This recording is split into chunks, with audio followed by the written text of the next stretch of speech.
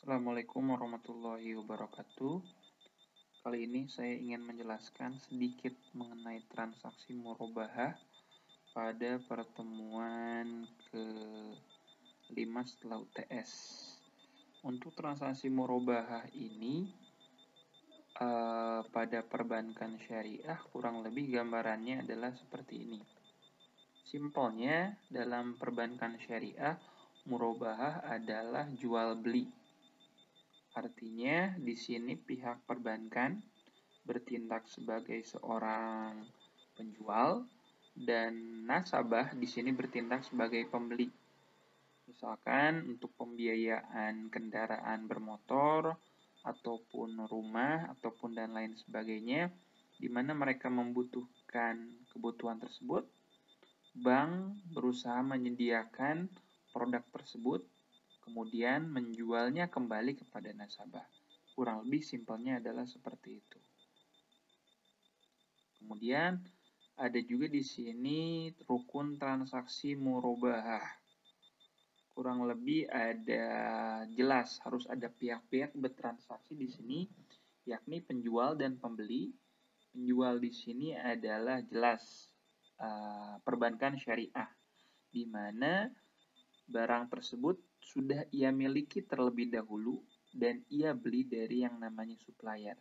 Ketika dia beli dari supplier dan sudah dimiliki oleh perbankan, kemudian dia jual kepada pembeli akhir, yakni nasabah. Pertama adalah transaktor, pihak-pihak bertransaksi. Kedua, objek murabahah. Itu menjadi rukun yang jelas, artinya jelas bahwasanya objek apa sih yang diperjualbelikan, jelas wujudnya, jelas mereknya, jelas bentuknya, dan lain sebagainya harus jelas. Jangan sampai tidak diungkapkan. Dan yang terakhir adalah harga yang ditetapkan oleh pihak-pihak yang bertransaksi dan juga ijab qabul ataupun serah terima dari perbankan syariah kepada nasabah.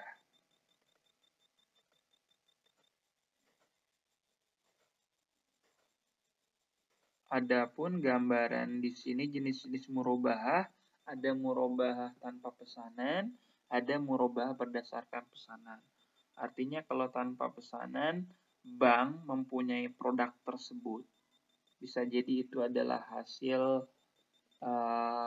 sitaan ataupun produk yang memang dimiliki perbankan, ataupun berdasarkan pesanan, di mana ini yang paling sering digunakan di perbankan syariah.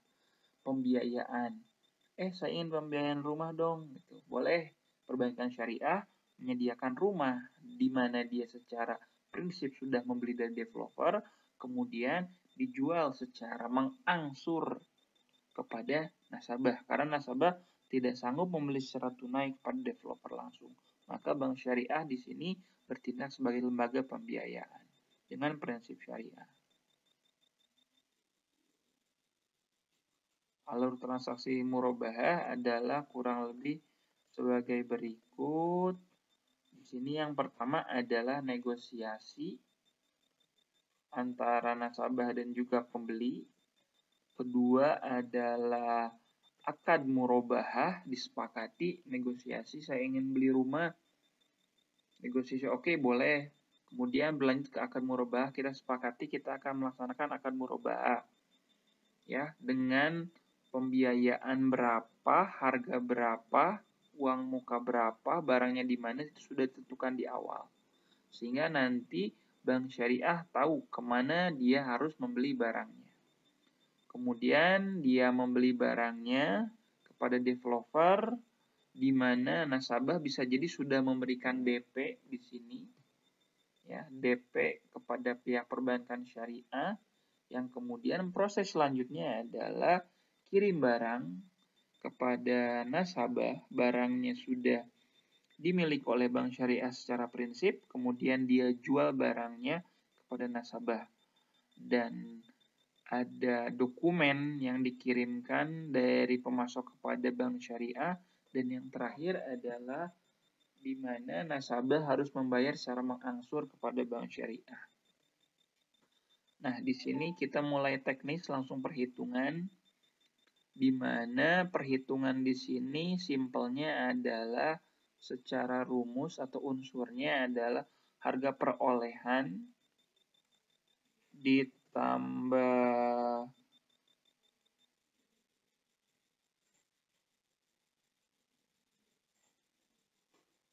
keuntungan ditambah sama dengan hasilnya adalah harga jual.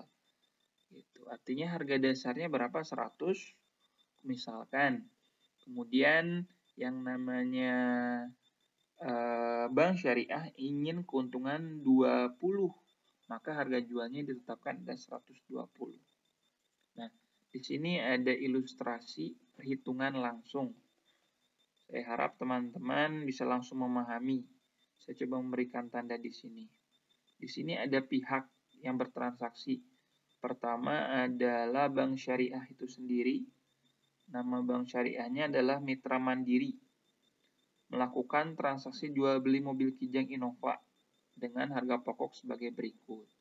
Artinya di sini sudah ada transaksi sebelumnya antara Bank Mitra Mandiri dengan nasabah. Diminta untuk pembiayaan mobil Kijang Innova. Maka Bank Syariah mencari produk tersebut kepada dealer. Jelas, karena di sini menginginkan mobil. Harga barangnya setelah dicari di dealer adalah harganya kurang lebih 160 juta. Kemudian setelah dikonfirmasi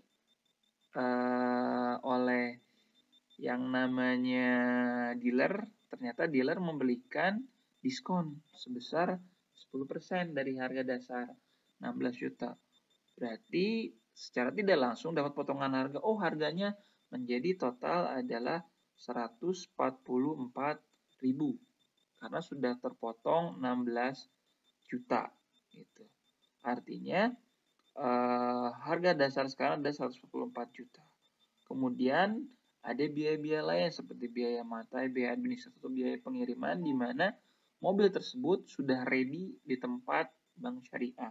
Ada biaya-biaya yang dibebankan sebesar 6 juta. Di sini adalah polanya adalah ditambahkan, maka 144 juta ditambah 6 juta sama dengan 150 juta. Sampai dengan transaksi saat ini, harga pokok barang adalah sebesar 150 juta.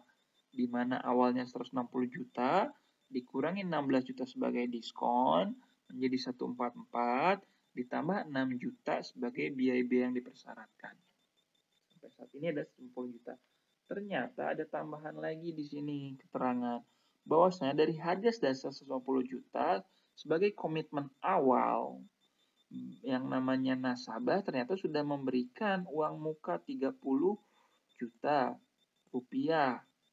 Artinya dari 150 juta harga dasar yang ditetapkan, 30 juta ini sudah diberikan pada bank syariah sebelumnya.